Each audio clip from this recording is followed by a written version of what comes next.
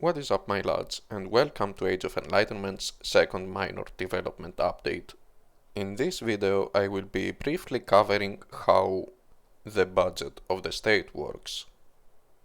If you have ever played Victoria 2, it will probably be immediately apparent where I have taken my inspiration from for this tab, but I will still explain to you the process as if you have never played that game, because I'm certain that many of you haven't. So let's get started.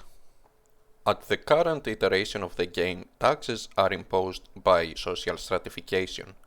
At the upper strata you have aristocrats and capitalists, at the middle strata you have administrators, intellectuals, merchants and artisans, and at the lower strata you have farmers, miners, craftsmen, soldiers, serfs and slaves. Taxes extract value from their economic activity and redirect all that wealth to your state coffers. You can change the rate at any value you want pretty much, as long as it is in between 0 and 50%. I chose 50% as an upper limit because, historically speaking, tax rates above 50% were virtually non-existent, at least by that era's standards. The more you tax a pop, the more of their wealth you take away from them, and thus you are directly affecting their living standards. A thing to take into account is that tax rates do not just affect the living standard of your pops, but they also affect the overall economy.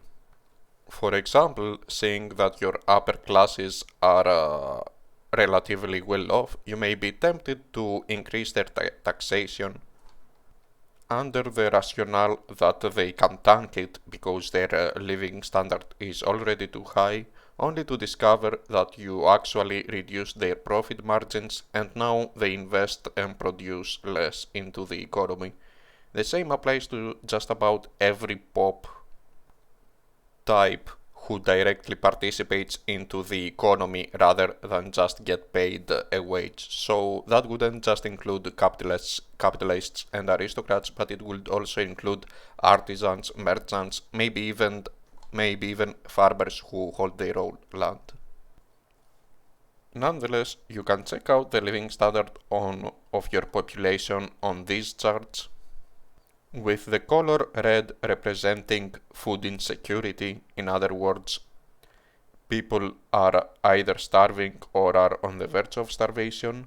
Yellow represents food security, meaning that while the people are poor, at the very least they are able to cover their caloric needs. Green means that they can afford to buy just about anything that they would need in their daily life. And blue represents the ability to buy luxury resources. The standard of living is obviously dependent on the state of the economy, the wages that you provide to your pops, and naturally also the taxes that you impose. Historically speaking, during that era, the overwhelming majority of the world would be either on a gold or a silver standard, and Age of Enlightenment is also based on that, with every unit of in-game currency roughly corresponding to 1% of a ton of gold, or 10 kilograms. The only source of currency in-game is from gold mines, and it cannot be produced in any other way, with gold mines effectively acting as the game's money printers. If you own any gold mines, in addition to the taxes paid by the miners and the landowners, you also get a direct share of the mine's production itself, which appears on your budget balance as minting. And any income acquired from other countries appears on the diplomacy section. In addition to normal taxes, you also have tariffs, which are effectively a tax on trade and thus your merchant pops. Tariffs haven't gotten fully implemented yet, partially because they are a very complicated affair that I would say that they pretty much deserve an entire dev diary of their own. Basically, the concept is that tariffs aren't just a tax on the profits of merchants like a regular tax, but rather, in addition to that, they also constitute a protectionist measure which actively influences the economy, with higher import taxes, for example, reducing the eagerness of your merchants to import goods from abroad and instead focusing on domestic trade, and high export taxes, again reducing the willingness of your merchants to export abroad and instead exporting throughout your provinces instead. Among many other things that will be very interesting about this system is the fact that the income from tariffs will not be linear, it will be non-linear, as the more you increase your tariffs, the more you disincentivize trade that would be subject to these tariffs to happen, and therefore if you placed overall too high tariffs, rather than seeing a high income from them, you will probably see an income of zero, as you are effectively completely destroying foreign trade, as no merchant would ever be able to find a profitable trade deal if they have to pay a 100% tax.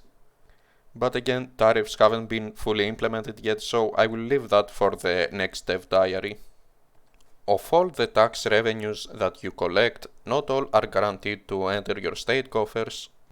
Some taxes will not be paid at all, which is called tax evasion, and some taxes will be paid but may be stolen by your incompetent and corrupt bureaucracy and elites, and this is called tax appropriation. Together, they combine into the value of tax waste. Among other things, your tax efficiency is based on the loyalty of your pops, their living standard, how fair or unfair they perceive your taxes to be, and the size and quality of your administration. Finally, you have the tax to GDP ratio, which effectively tries to calculate what percentage of your economic output is taken by the state as taxes. Back then, you would probably see rates within the range of 10 to 15%, with those rates gradually increasing towards 15 to 20% as the century reached its end. And the overall purpose of this metric is to give you an idea of how much is extracted from the economy.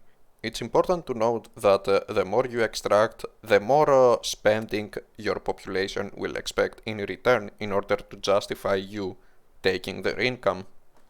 Therefore, if your domestic public spending is low, but your tax to GDP ratio is also low, then your people will not really mind that much. Sure, you're not providing them with many benefits, but you aren't taking too much of their income either, so they do not care that much. But if your tax to GDP ratio was high and your public spending was too low in relation to the taxes, then the people would be more likely to feel that they are being taken advantage of and their loyalty will be reduced. Below the income section you have the banking section, which, like the tariff one, is also a little bit incomplete. Basically, just like with tariffs, banking in Age of Enlightenment is also a little bit extra sophisticated. Essentially, banks in this game do not just act as tools for domestic deficit spending, but they can also lend money to private citizens and corporations. For example, a capitalist may directly borrow money from the bank in order to make a factory. Even a farmer could directly borrow from the bank to buy fertilizer, for example, for his farm. Or a merchant could buy goods on credit. Same for just about any other pop. So essentially what I'm trying to say is that everyone can use banks, not just states. And therefore, in order for banks to be functional, they will require a special AI that makes a proper risk assessment for the loans that it provides and the interest rates that it charges, etc. Whereas the previous dev diary was focused on war, I plan for the next dev diary to be focused on economy, so hopefully I will be able to have finished the banking system by that time in order to show to you how things actually work instead of just telling you merely the concept of it. And finally, you got the expenses. Production effectively constitutes anything that the state is actively or passively buying, whether it is to construct a new building, collecting materials to upgrade a new building, or raising a new regiment. The supply spending is essentially the material maintenance of your army, with any value below 100% effectively meaning that the state is not being diligent in providing equipment to its soldiers, and thus soldiers may have to make up for the difference. First of all, just that by itself can have a very decisive penalty on the soldiers' morale, but that aside, there is also no guarantee at all that the soldiers will be able to guarantee to secure the materials that they are lacking on their wage. So if you have regiments of musketeers or artillery actively fighting in a war, you can almost certainly expect your soldiers to not be able to buy ammunition or artillery pieces on a strategically relevant scale to make up for the fact that you are not providing for them. So the quality of your army will also suffer. Upgrades are costs related to technological advancements. So, for example, if you invent a new type of musket, that by itself will not give your army a bonus until you actually procure this new equipment to your soldiers. And finally, you got training, which is effectively your soldiers having mock-up battles, in quotes of course. Nobody is actually dying, but yeah, they are training, they are having drills, etc. And obviously they are consuming bullets and equipment whereas these drills take place. And the function of this is essentially to just grant a small experience bonus passively to any regiment whose experience is below 20%. That's about it. It just ensures that your raw recruits will not be entirely unprepared if they ever go to war. Below the national spending category, you have the public salaries. Essentially, these are the salary rates that you pay to state employees, the administrators, the intellectuals, and the soldiers respectively. Not much to say about this, it is fairly self-evident what happens. Essentially, the higher the salaries, the more people will want to join any of those three professions, and the less likely they will be to abandon this profession to find another job. The values max out at the theoretical amount of money needed in order for these pops to be able to satisfy their luxury needs. Finally, you got public grants, which are effectively just public spending. This tab is still under construction. For example, I might divide social spending for every different type of welfare that exists. For example, I may separate pensions or healthcare or food aid from each other, basically. And finally, you got industrial subsidies, and the concept is pretty much you flag certain factories for state aid, and by granting industrial subsidies, you control just how much aid they are supposed to receive. And it may be worth pointing out that irresponsible industrial subsidies may cause malinvestment. In other words, factories or productive venues that will have been inherently unprofitable in a organic economy may thrive and continue expanding their operations as a result of your subsidies, so you should be careful with that. And finally, you have your overall balance, which if it ever becomes negative due to your expenditures being too high or your income being too low, then you are essentially engaging in deficit spending. And if your cash reserves ever drop below zero, then you will be automatically taking loans for as long as you are solvent and banks trust in your ability to be faithful to your repayments. But yeah, that's just about it for this episode. I think I have covered the few things that needed to be covered. Regarding the development, things are going really well so far, and I have done all sorts of things for the past couple of months. So right now I am at the state where I am basically frantically trying to draw the UI elements to represent the things that I have implemented so far. Because if you know how my development process works, I almost always leave visuals for last, even if these visuals are core things such as how the map looks, how the models look, how information is presented, etc. For example, a thing that I still haven't done and I should get working to it is dynamic tooltips. Basically, my tooltip solution for the time being is essentially static tooltips, meaning that the tooltips can provide raw text but they cannot be connected to variables. So yeah, on the one hand, I do feel that it is a little bit lame that I will have to invest my next couple of weeks of development purely on drawing and UI elements, but on the other hand, things really look far better when you get to it. Plus, grand strategy games are the type of games where having a pleasant to use user interface is pretty much half the job, basically, since you are dealing with numbers and variables so much. That aside, I would say that development is going at a rate where I wouldn't necessarily say that it would be unrealistic to expect a release for this year, which, obviously I cannot promise it, but I do not believe necessarily that it will be an unrealistic goal.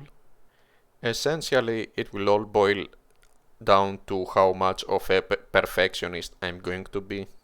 But I am getting to the point where almost, I would say, 3/4 of the functionality that there is to develop into the game is done, and my only bottleneck regarding all these videos and dev diaries that I make is the lack of user interface to properly represent this progress to my audience, that being you guys. But yeah, at my current rate of progress, I would say that 100% of functionality, and by functionality I mean things such as the economic system, the pop system, the pathfinding, the AI, the events, etc. I expect to be able to reach 100% completion by summer, hopefully, and then I will be able to dedicate 100% of the remaining dev time purely to visuals. Expanding the map, populating the map with more provinces, improving the models, fixing the Caspian Sea right here, adding names into the political map mode and province borders, things like that. But yeah, the next video will be coming in a few days, and it will also be a UI panel presentation, probably the population tab. And I hope that I will have enough time to release my next major dev diary in June, and it will be featuring economical mechanics or population mechanics on a much deeper scale. One last thing that I would ask of you guys would be to compare my original mockup for how the budget tab would look like, which is right here, it was from the trailer, with the current one. And I would like to, just know your opinions. Do you think that it is distasteful that it looks too much like Victoria 2? Do you like it? Do you have to propose any changes? Anything that you feel like sharing with me, nice voice crack there, you are more than welcome to do so, either on a comment here or my Discord server.